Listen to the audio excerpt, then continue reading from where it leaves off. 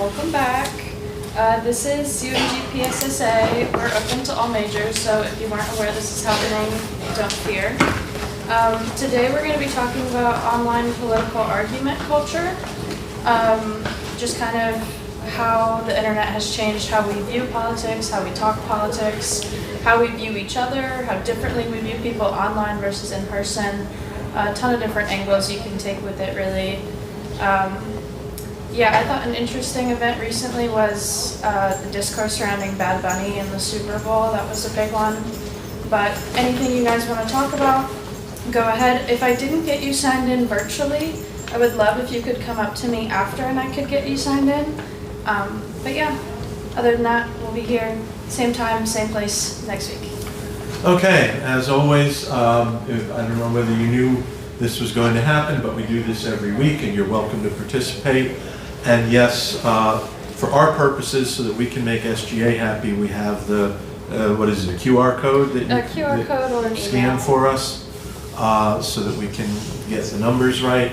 But in addition, I will also be passing around an old-fashioned sign-up sheet, and as usual, if you put a faculty name next to your name, we will contact that faculty member and let them know you were here. Can't guarantee that they'll do anything about it, but we will verify your attendance. As usual, this is being live streamed over our over our YouTube page, UNG PSSA. Take a look at it whenever you get a chance to see previous discussions as well. So, who wants to start us off? And will we wind up getting into an argument? Yeah, go ahead. So, what really I've seen typically, what I've noticed generally about internet discussions in real life is that there was a fairly noticeable wall between what we discussed on the internet and what we discussed in person in regards to politics. And within the last, I want to say, 3 to 5 years, that wall is really starting to get very weak and kind of getting to crumble a bit. And I would say the evidence I would have to say this, to make this claim, is the fact that we're seeing online speech being used by actual politicians and actual pundits of politics and official capacities. And that is a kind of scary thing to see. Typically, we kind of regard political discourse online as a joke, but seeing actual representatives, I know that Greg Abbott, or sorry, not Greg Abbott, I'm getting mixed up with the governor of California, Gavin Newsom. You see Gavin Newsom starting to pick fights on Twitter to bolster his claim and to make him appear more, cool, I guess. But yeah, it's a weird time we live in, and it's happening very fast. Yeah, I 100% agree with that. One of the big things that I've realized that's something that's a big shift that's happened is, again, like how you said, the walls kind of coming down with people, what people say online versus what people say in real life. It's one thing online seeing someone say a crazy opinion or have a really weird political take, or again online you're probably going to interact with people who are Nazis or something like that, but that's online.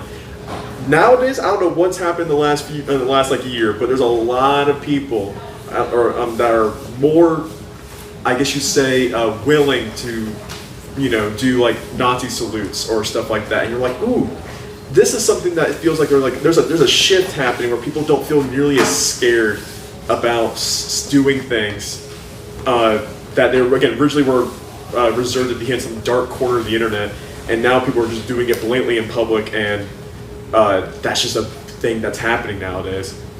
Okay, go ahead. I think I've also noticed, to your point, there's this, everyone's kind of living in this, echo chamber where they think, everyone literally agrees with them, online. So then when they're, having conversations with people in person, it's like when you're talking to people, they, already have the assumption that you agree with everything that they say. just because like, oh well, you're a Democrat too, so like you also agree with like this crazy like left-leaning stuff that's like nobody really like thinks about, or like the same thing with like a Republican, or like crazy right-wing stuff like, oh you're a Nazi too, like just crazy. And I feel like that's just because everyone is always online, so they're always thinking like, oh well, everyone thinks like me now. With the internet, I feel like we've like really desensitized like a lot of crazy things, like you were saying, to the point where it has become like socially acceptable in online circles, and then you're gonna have those sort of people that will bring it into real life. And now we've seen it become normalized in real life as well. The problem is, I think, is that we've like really lost like a lot of social stigma for like, aren't we making fun of these people for being Nazis? I think that's kind of an issue in that like in our acceptance of like a lot of people we've been accepting of hate. I don't know. I feel like I'm going on a tangent here. No, I agree. I think part of it is like cancel culture almost has like lost its grip a little bit. So I think that especially those people that are on the super far right or super far left, after you've been told for 10 years that you're canceled by the same 10 Twitter accounts, it kind of starts to lose its meaning. So I think those people start to really just not care at all and be like, you can't like, watch me prove to you how you can't cancel me. I'm gonna go do the most outrageous thing, post the most outrageous thing. It's gonna get the most attention, views, money. It's like cancel culture has almost made it so that people have to become more cancelable just to keep gathering attention. I feel like I've seen a lot where people are like, it's not, I don't think it's just cancel culture. I think people are using the like the First Amendment as like their excuse to like, oh, I can say whatever I want and I can't get reprimanded for it, when I feel like, and then everyone else is like, oh well, I can't say anything because I mean they do have their freedom of speech. But it's like, no, well that's where you can also like kind of give them backlash, like, oh well, you shouldn't say that, that's like ridiculous. And I feel like a lot of people kind of lost that, so I agree. I think a big issue now is that people aren't. Yeah, I lost my train of thought. Never mind. I also want to say, in a more like looking at the actual technology and I guess you could say history now of the internet. I mean, we've got to a point where like internet privacy is starting to not really become a thing anymore. Used to, you know, being anonymous was like fairly common and a normal way of expressing yourself. In some cases, some very debased opinions. But now, I think what makes this transition from like weird internet opinions into the kind of current reality that we live in is that kind of people are just saying stuff and their face is posted online, they have their name and they have their whole LinkedIn profile in their bio, and they just don't care anymore. And you know, used to it's like you never want to show any private aspect of yourself on the internet, and now we're seeing a new generation of people who don't have that I guess safety net. They're just normalized to just, I have all my information on the internet and people can know about me and where I work or where I go to school. Were you gonna? No, I was going to disagree, but he bought it back. I'm actually going to go back to what Sedona said a while back about like the cancel culture. I think like cancel culture as a whole like kind of lost the court of public opinion, just because like there's a lot of things that like people may have like canceled someone else about, that your like average everyday American would feel like, oh, but that's kind of like me a little bit. And so they felt isolated by that cancel culture, and so cancel culture ended up losing its weight in the aspects in places where it should have still had the weight, where we're gonna, you know, talk down to Nazis, and we're gonna, what's socially okay for like political discourse in America, we've we just went too far, and it's kind of like what we've been seeing in the pendulum. It's like we swing too far one way and then we swing too far the other. Even in just like opinions, not even like policy, is that everybody's just trying to just make each other mad. I think it also just leads to like a lack of decorum in society. Like not nobody, but like just respectfulness has really gone down in just like everyday, day-to-day things, and especially in political discourse. Like I think from the start of kind of like all technology, we began to see this trend of people not having respect, not having decorum online and in person, and I think it goes to show more like what society is becoming than what the internet is becoming. One of the things that I've talked about in previous classes is something known as information costs, which is how easy or difficult it is to get hold of information. Sometimes it might be literal cost, paying for a subscription to something, but it's just the ease of access. And information costs over the last, certainly the last half century, but definitely over the last couple of decades, have all but disappeared. And the effect of that is that 30, 40, 50 years ago, we all didn't have access to the rest of the universe, basically. Anything that was published or broadcast was vetted because space was limited, technology was limited. And so you had to go through editors and reviewers to get published, to get broadcast, et cetera, et cetera. But in the information age, any one of us can, and we all do, go online whenever we want to and broadcast. And so the material that made it to publication, newspapers, magazines, television broadcasts, and even the early internet, was very much vetted and edited and reviewed and approved of. But now there's no approving. We can just do this thing right here, and we're on. The rest of the world sees us, and there's nobody standing in our way. And so you have people saying, as many people saying whatever they want to say, which, again, in past decades would not have gotten onto some kind of technological platform that would have allowed for a mass audience to access. But now anybody can access. So we got several people here, so let's just go around. I feel like people, like, to add on to what Elliot was saying, people have become really desensitized to like social interaction through the internet. I mean, we're talking to people all times of the day, every second of the day. We're always talking to somebody. And it's kind of led to the collapse of decorum in social interaction because we're talking to people all the time. I mean, we've seen like the rapid change of our language through like new terms all the time. And that should be shown as like a symptom of a broader issue, is that we're going too fast, like not to be like anti-accelerationist or whatever, but we're kind of almost going too fast without thinking about like, okay, what are we changing in like our society and like our culture, and we're kind of just progressing without thinking. And part of that issue is leaning towards political extremism as we just become okay with things.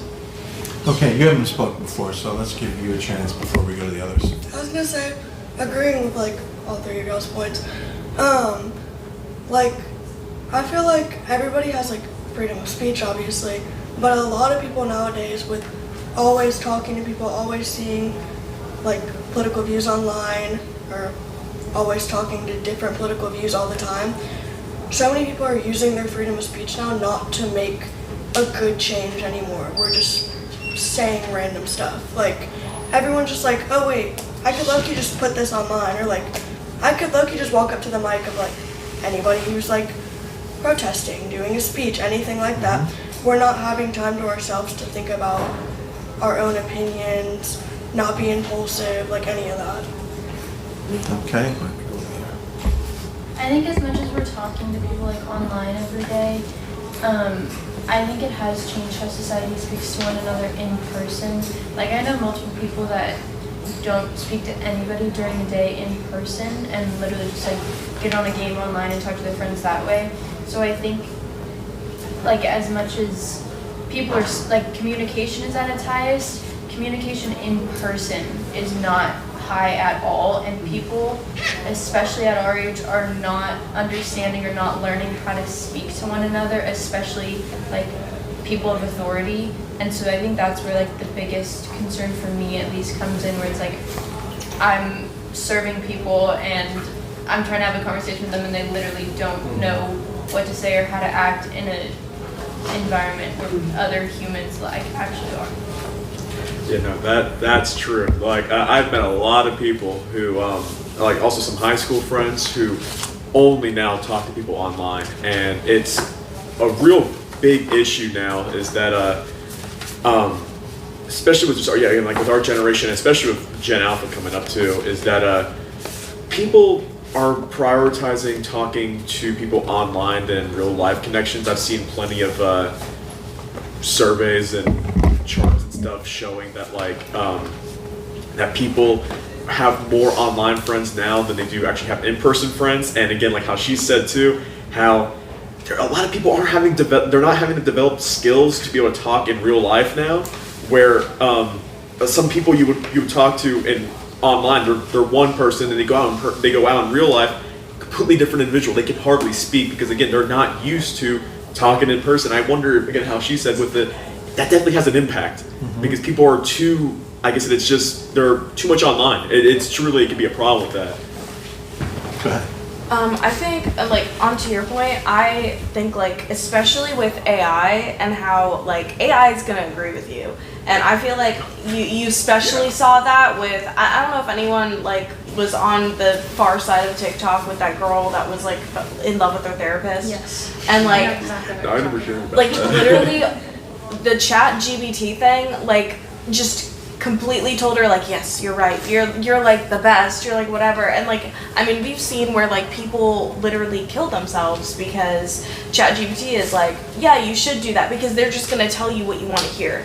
And but that was not what I raised my hand about, but I just, after you said that. But second point, I feel like because like it's so like glamorized to be popular or famous online, that so many people will just say very like outlandish opinions just because they want that attention. And I feel like because of that, the people who actually are like very fringe, have very fringe opinions and think that way, think that it's okay if other people are getting attention for it, even if it's negative.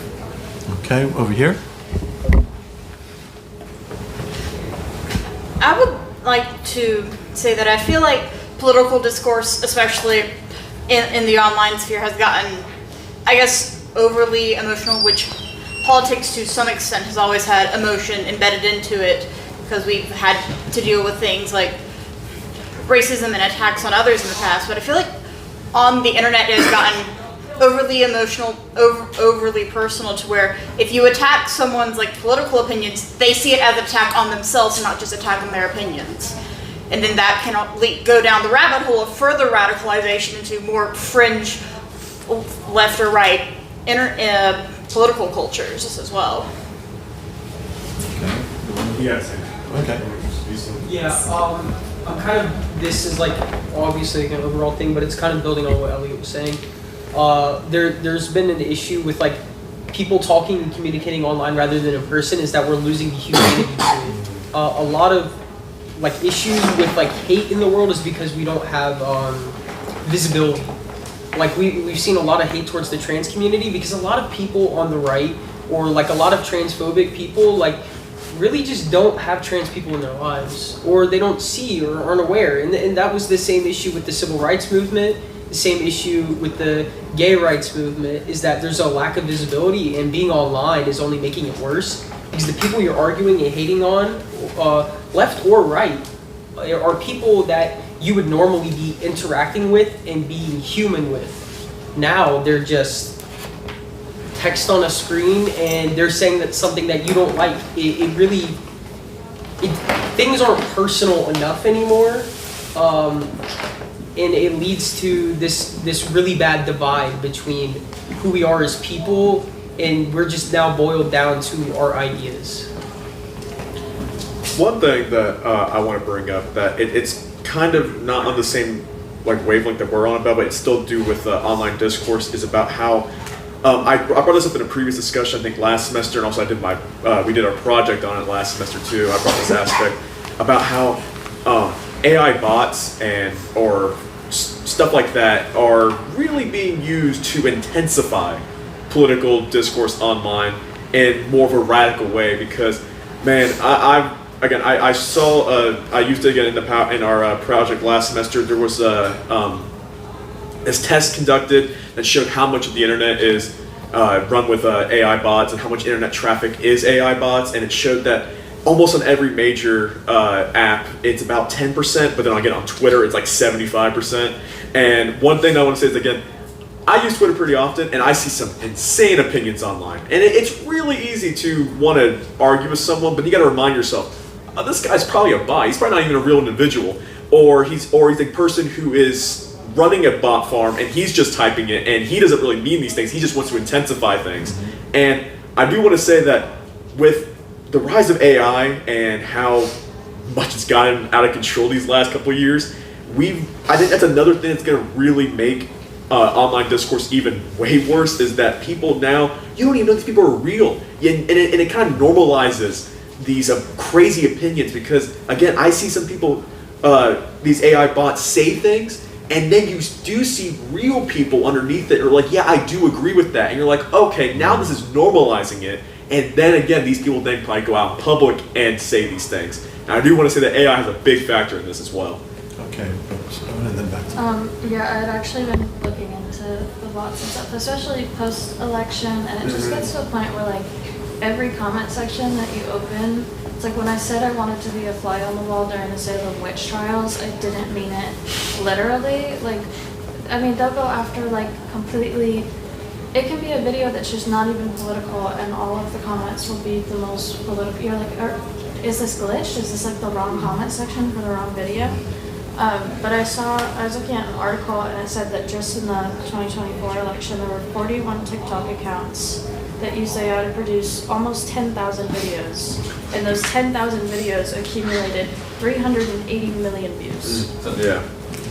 So, and then also in Romania, they had a huge problem with it. TikTok was like favoring the ultra-nationalist parties. And I remember even the same was happening with Germany. We didn't realize that at the time, that it was showing Americans more of the far-right kind of stuff. But then we come into these meetings, and now suddenly we're talking a lot more about the far-right Germany parties, just because our TikTok is what's spinning it out to us at a faster rate. So, yeah, I think it's extremely concerning. Another example I thought was interesting was Chinese.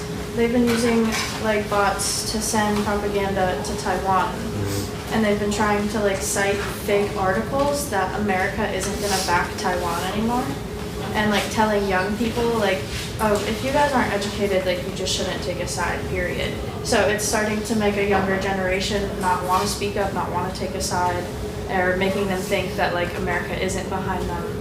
So it's just really interesting how such technology can be used on like a global scale. I mean, if we've started wars over much less than AI, much less. All right, we're gonna go over here and then back there. I think a lot of the reason why we see a lot of these bots going to these far extremes is because the algorithms pick up on what is the most extreme, the most outlandish, so that they can generate attention, clicks, views. The algorithms on a lot of these social media sites are designed that way, and a lot of time it's just like, I guess, rage baiting is the best way to put it. So the bots are taking advantage of how these social media platforms are built to push the most extremist ideologies out there to more and more people to get attention and ultimately money in some way in the end. I think what we're talking about is just this sort of turbocharged version of what normal media do. They sensationalize in order to get attention. And so what we see online is a sort of hyperbolic, blown up version of exactly that. You guys right there, you were going. So when it comes to botting and these sort of issues, excuse me, is that these aren't super new. Technically, we saw this in the 2016 election, almost 10 years ago, with the Russian bots that were stirring up trouble, which was proven to be real. And I think the issue is that it's getting worse, not better. And with the introduction of LLMs into daily internet life, it's made it way easier. Large language.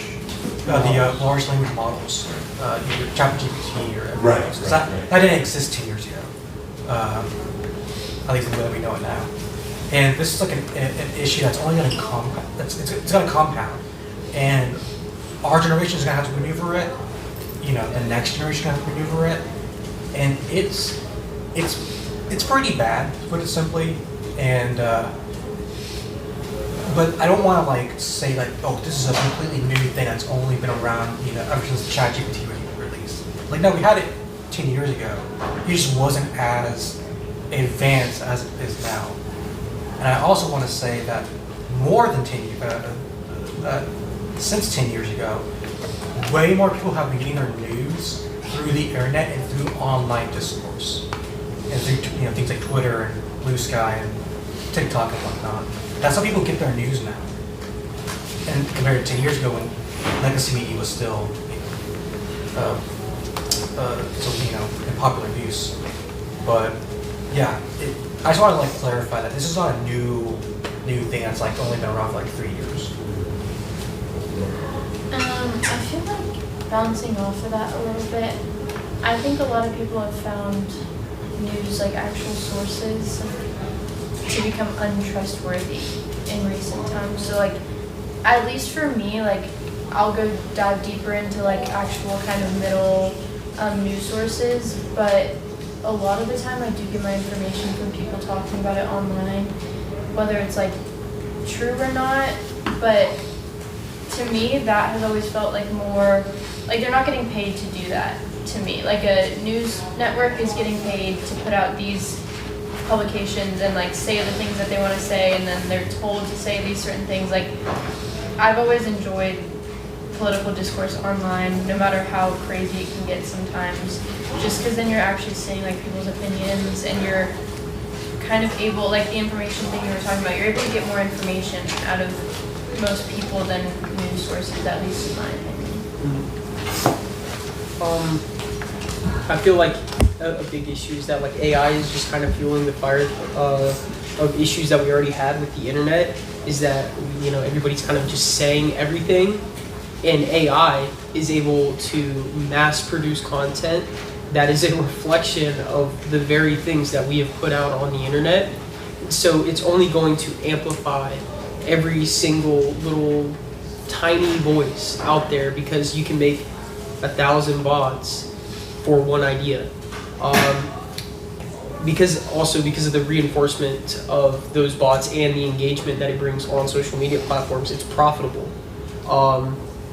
Maybe with the advancement of AI, it'll push us to be more human and like have more human interaction, and to focus on the human aspect of it, because it's going to get to a point where we can't really tell what's human or what's AI on the internet. So it'll push us to go back in person. At least that's my hope. But like, I guess this is more of a question. Will there be a breaking point for these things where it's going to kind of like, it's just going to get so amplified, and that there's going to be such a large issue with like online discourse and debate through AI, through social media, that we're going to have to make an actual change? Or are we going to fall docile and just kind of let it take us over? If I could jump in just a second, I've talked about this in previous Crossroads discussions.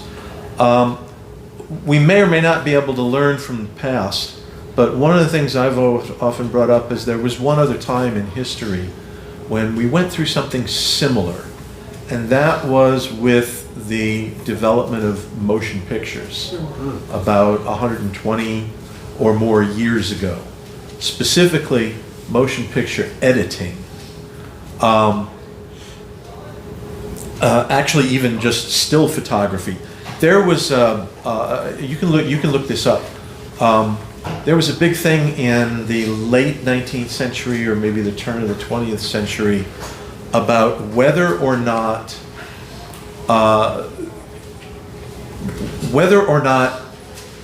fairies like Tinkerbell existed.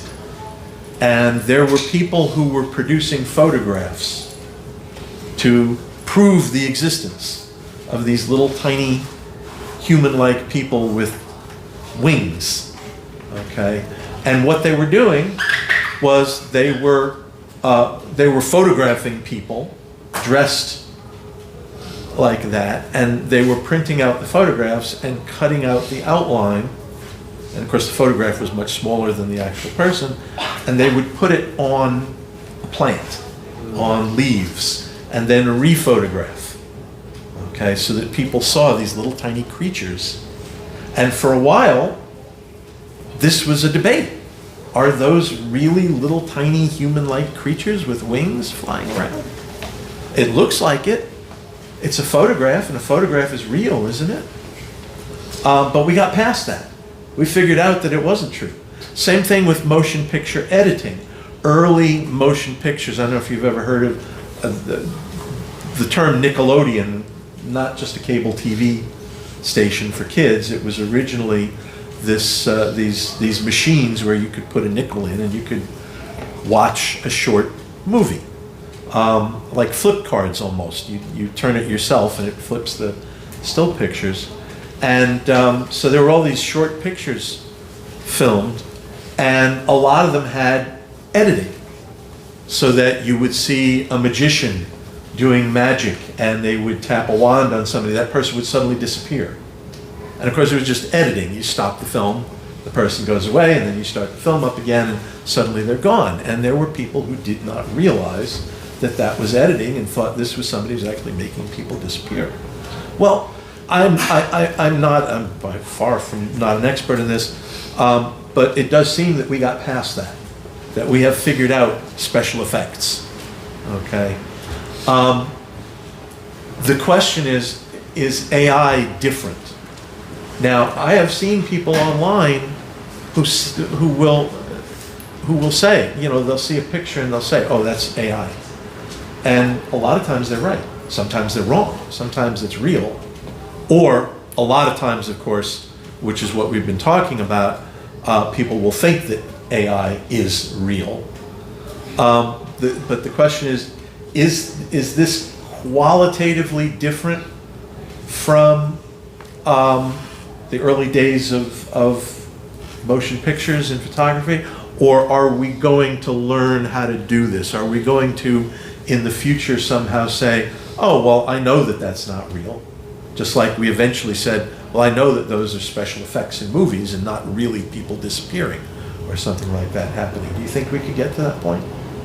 I think there's an issue not with like qualitative, but quantitative. I think like there's just the sheer quantity of AI content, and the way that you're able to disperse it is not that we're gonna have a problem where there's like 10 real posts and like, oh, one of them's AI. It's like, not all 10 of them could be AI, and we don't really know. And so it's going to be an issue of like drowning out real human voices, because AI can do things a lot faster, especially on the internet, than we can. I feel like the issue with AI isn't more so like the photos that it can produce online. The problem with like why we wouldn't overcome it, in my opinion, is AI goes so much farther than being able to produce a photo or impersonate someone, like all the TikTok videos of like, everyone knows what I'm talking about, the dances or whatever. But like AI goes to like ChatGPT, Gemini, all of that. Going back to your point, it will literally agree with anything that you say. So it goes all the way to like being able to take over people's jobs, do your schoolwork, impersonate people, make photos. I think we could overcome the photo part because people are being able to tell like, oh, that's AI, obviously. But you can't when it's like words written out. And there's ways to get around, I mean, to be honest, there's ways to get around like ChatGPT, like checkers or whatever, whenever you write stuff. All of that, I feel like you can't tell that it's AI. It's really only the photos that we could overcome. Okay. Yeah, she brought up a lot of the points that I was going to bring up too, but like I do think that AI it's so much more different than like what Photoshop was or movie editing CGI or what you were describing earlier. Again, it is very different. Again, the fact like that, how Cody said too, with just the sheer quantity that you can produce with just like a single laptop can produce, one guy can sit there for an hour and produce hundreds and hundreds of fake images and upload them to the internet, and people will be none the wiser. Well, again, with the thing is like with photos, again, there are ways where you be able to pick out things, be like, yeah, that's AI. And even as they get better and better with how AI is developing, I think there will always be ways to counter it and be able to find out ways that it's not true. But things with like AI videos, and again, even with AI photos and all that, we already saw that there were some problems with, again, not to bring this back to a completely different topic, but when the whole thing with what happened with ICE when they shot the lady in the car, there were fake images going around of people being like, oh, this is from a photo above and someone from a building, showing that she was going after the person, like trying to drive into it. And a lot of people were believing it. Then a couple hours later or a couple days later, people were like, no, that's an AI video. But it's being used to show alternative motives and be like, this is what, and people believed it. And to be completely honest, I saw it first, I'm like, is this a real video? And I see people in the comments being like, this is not real. I'm like, okay. But again, it's really easy to fall for. I don't know if people are going to keep up, and especially, no offense, older generations, I don't know how they're going to keep up with it with scamming and all of this too, because my grandmother already falls for this stuff back in the early 2000s, and God only knows what's going to happen in 10 years from now. I don't know, man. But I don't know. It's a completely different beast. I don't know. Okay. Yeah, I agree with everything you're saying. I don't know if it's a question of if it's going to like succumb us, if it's going to take our jobs, take things from us. I tended to confuse us and kind of control us in a way, not so much take over us. Like you were saying, like just confusing the news that's coming out, making our brains not so aware of what's happening around us.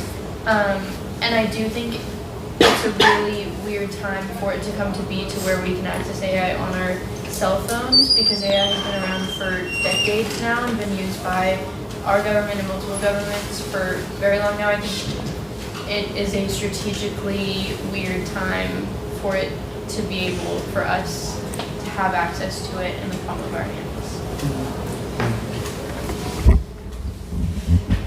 I'm going to talk about what you brought up, because it just came to me, but I guess AI can be used as sort of to, I guess, push information warfare, to confuse our brains into what is real, what is not, who has ulterior motives, and all of that. AI also makes stuff like the botting more accessible, which can add on to the more information warfare side of things. And then the point that she brought up, where AI agrees with everything, is, I think I've heard the term AI psychosis, where it agrees with the person so much that they get put into like a psychotic trance. I'm not entirely sure of a definition for it, and they do things that they would normally do without the AI encouraging them to do that. And there's also AI hallucinations, where they say AI just makes stuff up. There have been a number of lawyers, for example, who have gotten into a lot of trouble by submitting legal briefs that they have used AI to create, and those legal briefs contain non-existent court cases.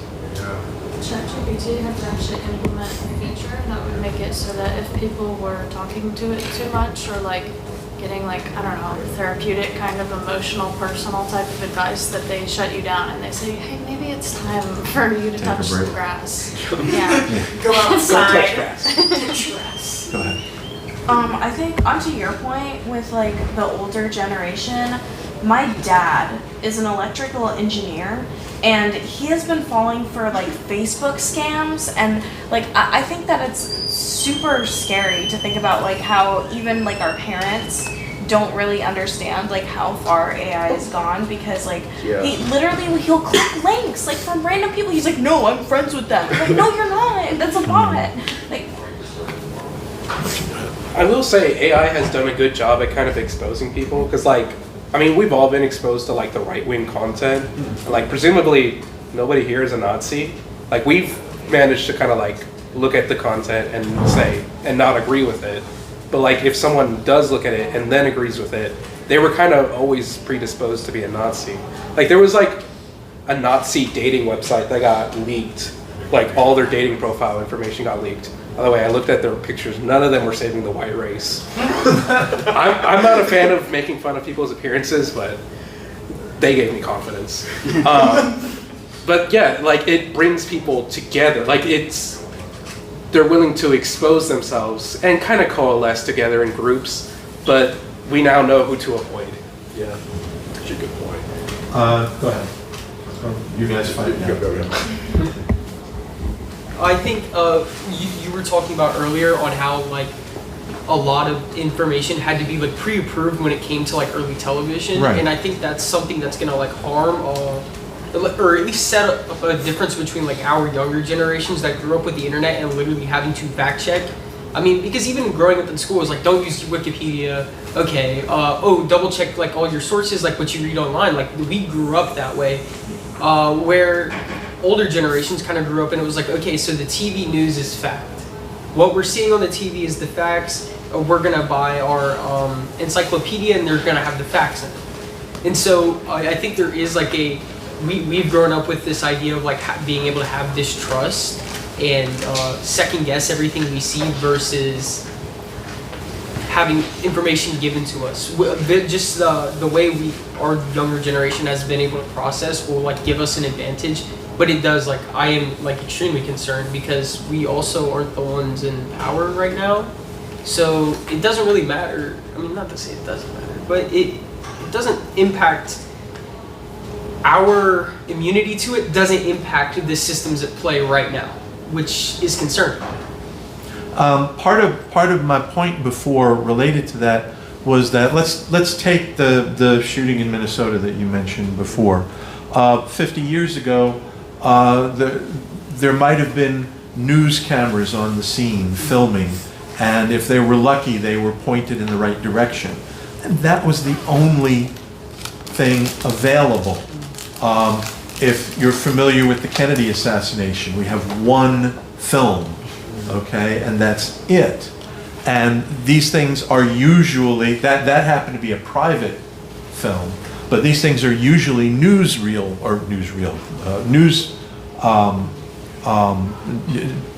broadcast films or videos. And those get run through editors and they're edited and the stories are put together and they're broadcast on the evening news. And by the way, 50 years ago, there were many, many fewer sources. So you had maybe the three major networks, NBC, ABC, and CBS, and their news programs broadcasting coverage of a story like that. And so that was it. That was everything. Now we have everybody with their cell phones, and they're all taking videos, and in many instances that's a strategic maneuver, right? You want to make sure if you're an anti-ICE protester, you want to make sure you get everything that they're doing. And so now you have multiple views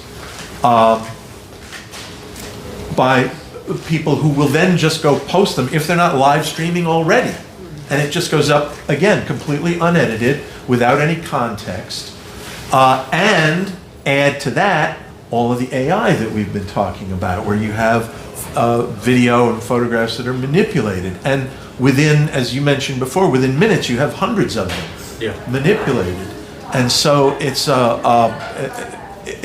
multiplying geometrically the kind of information that we have now. And a lot of it, the big question is, can we cut through all the the fake information and learn to distinguish one from the other. I have a question for you. If the Minnesota shooting would have happened when like nobody had a cell phone and it was just one news source reporting on it, what perspective do you think would have gotten reported in that time? Would it have been like Homeland Security's perspective where it was attempted, he was defending himself, or would it have been like what the media is saying? Well, I think if this were like a fairly typical story, the media would be covering, you might have, so for example, during the Vietnam War or during the Gulf War in the 90s, etc., you did have media embedded with troops. And so they would see things from the troops' perspective. That was relatively uncommon for domestic coverage. You wouldn't have media embedded with ICE or immigration or police or anything like that. There might have been a few with police and things like that. And so I think it would have been just the perspective of a public view of what's going on. But again, the key thing there is that there would be maybe 3 or 4 or 5 of them, and that's it. There would be the news networks, the national networks that are covering it, and a handful of local stations that are doing the same thing.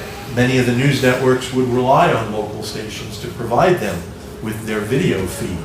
And so you would only have a few, and the other thing there is that, you know, we talked about information cocoons and people being surrounded by things that they're interested in.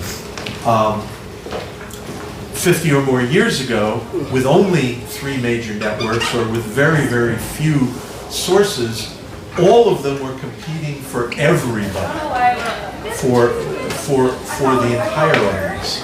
But nowadays, that's impossible. So all of these outlets, whether they are legitimate news outlets or whether they're just people with cell phones, are really only they're not really competing with each other. They're really only looking out for a small group of like-minded people. And so they're posting or live streaming their videos onto these social media sites that are only geared towards people who already think like them. And so 50 years ago, you would have had a much broader perspective because you didn't have these narrow sources of information where you just surround yourself with only stuff that you like. You didn't have those information cocoons, as they call them. You had a handful of networks, and each network was trying to appeal to everybody. And so I think it would have been from a broader perspective. I want to build on that. I feel like we've seen like a real push in the idea of like a pre-formulated opinion, where like previously I think, you know, the news when it was not opinion based would have been more like, okay, you lay out the facts, woman shot in Minnesota by an ICE officer, investigation underway. You know, we didn't really have the videos. Now you have Fox News posting, woman tries to hurt ICE officer, gets shot for it. And then you have CNN posting, ICE Gestapo shoots woman. There's no common ground there except the violence. And we've seen a real issue with the acceptance of things are either one way or another rather than just an incident. Okay, very quickly, and then I'm going to say something, and then you'll take us out.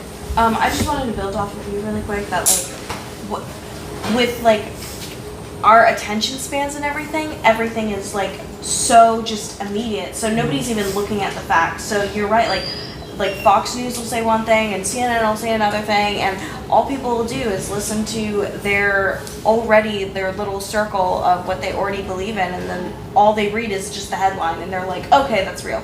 And that's what I want to say. I'll give you a very quick example of how things have changed, and this is kind of related to what I was trying to say to you before. If you look at viewership of news organizations or even entertainment today, most of the major outlets will be lucky if they get 2 million people in whatever their broadcast is. So, you know, Fox News generally leads in audience share, and they will get 2-3 million people, give or take. And same thing with broadcast, same thing with entertainment broadcasts, TV series, and things like that. The networks will be lucky if they get 2 or 3 million people watching, with the exception of the Super Bowl. That seems to be the one exception.